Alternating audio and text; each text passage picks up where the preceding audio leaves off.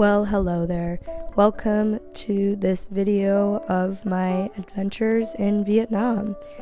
For me, the best parts of Vietnam were absolutely the beautiful natural landscapes.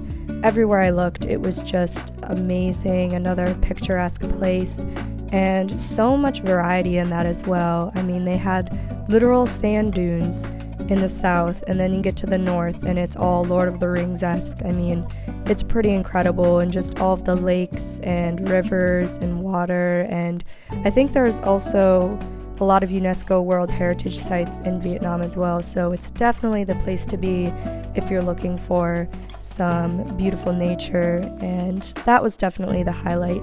But I also really enjoyed the French influence architecture, which was really interesting because I didn't even know that the French inhabited parts of Vietnam, which just shows the history, the knowledge of the history that I had, which was slim to none. But that was also amazing to learn so much about the culture and the people and the history and their perspective, and it was really, really cool to be able to do that. And so I loved looking at all of the buildings, and you can really see the influence of the French with the coffee. There is coffee absolutely everywhere, you guys. You will have a good cup of coffee. And also French bread. Bread is very amazing in Vietnam, which is something you won't find as much in Southeast Asia, is good bread. So in Vietnam, they definitely have a lot of good bread, and with their famous sandwich, the banh mi, was delicious. Oh my god, so good and so cheap. So definitely get a banh mi when you're over there.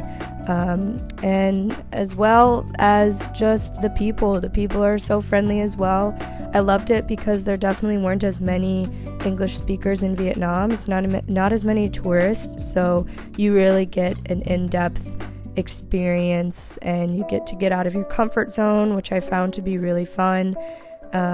At times overwhelming, but you learn how to navigate it.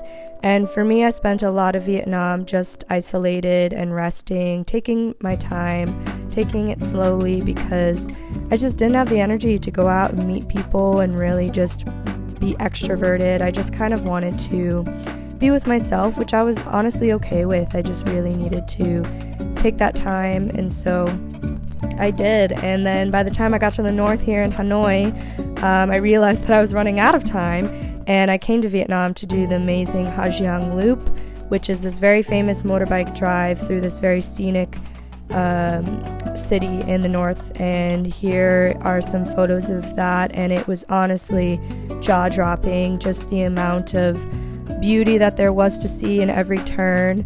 And it was just so cool to see all of the different villages, and there are still a lot of ethnic minorities up here living their life just completely isolated from other parts of the world, which really found to be very eye-opening, and it really helps change your perspective on where you fit in the world and the world in general. And so I was just very grateful for my time here. It was so beautiful, and definitely a nice break from all of the motorbikes, because one thing to be aware of in Vietnam is it is very loud in the cities.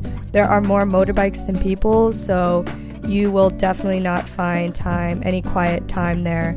And it's also not a very walkable city because of that, because there are so many motorbikes. It is pretty difficult to walk around, but you figure it out. So it's definitely just a really cool experience, and I'm so grateful for it and so happy for my time here. And it was a place I'd love to return to in the future. So thank you, Vietnam. Definitely check it out because it doesn't get as much love as other places. And I love Vietnam. It's great.